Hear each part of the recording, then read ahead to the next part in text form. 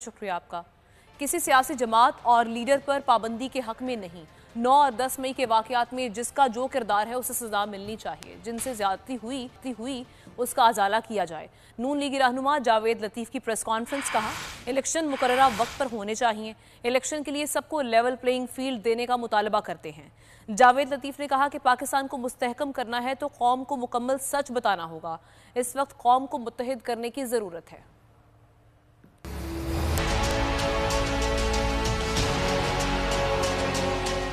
तो किसी सियासी जमात पे पाबंदी, किसी सियासी लीडर पर पाबंदी, किसी को माइनस करने के ना कभी हक में थे ना हैं।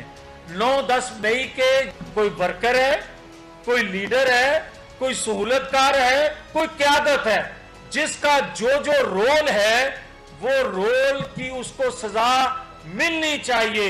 हम चाहते हैं वक्त मुकर्ररा पर इंतखाबात हों, मगर ये मेरा नहीं 23 करोड़ आवाम का मुतालबा है कि लेवल प्लेइंग फील्ड सबको दी जाए और पाकिस्तान पर रहम करते हुए नवाज शरीफ को लाया जाए।